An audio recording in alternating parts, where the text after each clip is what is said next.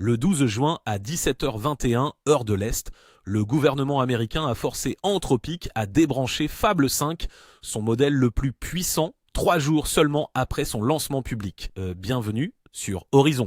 L'histoire est inédite. Le 12 juin à 17h21, heure de l'Est, le gouvernement américain transmet une directive de retrait à Anthropic. Le laboratoire obéit en quelques heures. Fable 5 disparaît de l'accès public et dans la foulée, Mythos 5 connaît le même sort. Mythos 5, c'était le frère jumeau du modèle, réservé à la cyberdéfense, distribué à seulement une cinquantaine d'organisations triées sur le volet via le programme Project Glasswing. Le déclencheur tient en une ligne. Une équipe externe a documenté un jailbreak ciblé. La technique poussait Fable 5 à analyser des codebases précis et à pointer des vulnérabilités logicielles exploitables. Pour Washington, c'était une ligne rouge. Anthropic conteste publiquement la décision. Dans un communiqué attribué à Dario Amodei, le laboratoire estime qu'un jailbreak étroit ne justifie pas le rappel d'un modèle déjà déployé à des centaines de millions d'utilisateurs. L'argument tient sur le papier. Aucun modèle public sur le marché n'est exempt de jailbreak documenté. Le précédent est inquiétant et le timing est désastreux. Anthropic avait déposé son dossier d'introduction en bourse il y a quelques jours seulement. Cette valorisation se base sur une roadmap modèle qui vient de voler en éclats. Les clients entreprises, calés sur Claude, découvrent l'autre face du risque fournisseur. Un produit qui passait toutes les revues de conformité peut disparaître du jour au lendemain sur une simple directive non publiée. OpenAI, Google et XAI n'ont pas été touchés.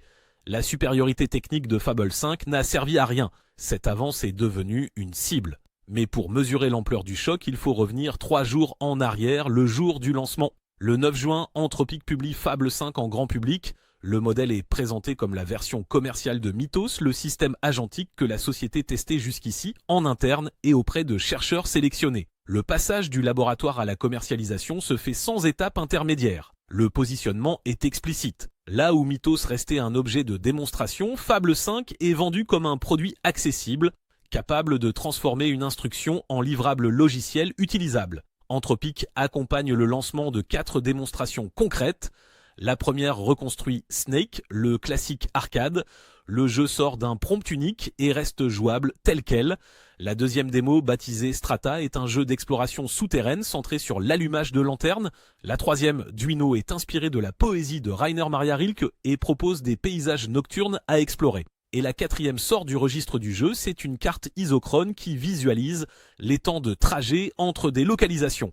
Le verdict de la communauté tombe vite. Selon Ethan Mollick, professeur à Wharton et l'une des voix les plus suivies sur l'IA, Fable 5 surclasse largement tout autre modèle public et peut exécuter sur des spécifications pendant une douzaine d'heures sans intervention humaine. Cette endurance change la nature du livrable. On ne parle plus d'un simple morceau de code, on parle d'un projet entier livré clé en main. Le mouvement met sous pression toute la couche des outils de vibe coding, Lovable, Cursor, V0, qui se positionnaient sur ce créneau prompt vers logiciel mais sans la capacité d'exécution longue. Et avant même la directive de retrait, Fable 5 avait déjà connu son premier scandale. Le bridage Fable 5 a été assumé comme une décision produit délibérée. Anthropic ralentissait en silence Fable 5 pour les utilisateurs identifiés comme entraînant des modèles concurrents. Le dispositif est resté caché jusqu'à ce que des chercheurs détectent l'écart de qualité. La fronde est partie de la communauté open source et académique, puis a contaminé tout l'écosystème. Le communiqué d'aveu tient en une phrase. Anthropic reconnaît avoir fait, je cite, « le mauvais arbitrage » et présente ses excuses pour ne pas avoir trouvé le bon équilibre. La maison Claude s'engage à maintenir des mesures de protection contre l'usage abusif, mais cette fois de manière transparente. Plus question de dégrader sans le dire à l'utilisateur, et plus question de cibler discrètement des comptes de chercheurs. Le mal est fait. Will Brown, fondateur de Prime Intellect, résume le sentiment de la communauté. Le message implicite d'Anthropic, c'est que seul aurait le droit de faire de la recherche IA. Dean Ball, ancien conseiller IA de la Maison Blanche, parle d'une approche choquante et hostile. L'image d'Anthropic comme champion d'une IA responsable et coopérative encaisse un revers public, et Microsoft a déjà bougé. Fable 5 impose 30 jours de rétention de données pour ses classifieurs de sécurité, contre 0 pour les autres modèles Claude. Cette contrainte a suffi à Microsoft pour bannir Fable 5 de GitHub Copilot, aucun acteur entreprise mainstream ne signe sans clause de non-rétention. En résumé, en 4 jours, Anthropic est passé du modèle le plus puissant du marché à un produit retiré du circuit, après une cascade qui a fini par mobiliser Microsoft, Washington et une bonne partie de la communauté open source. Pour suivre toute cette affaire et les prochaines décisions de l'administration américaine, abonne-toi à la newsletter Horizon, lien en description. Et si tu veux suivre l'IA au jour le jour, abonne-toi à la chaîne. À très vite.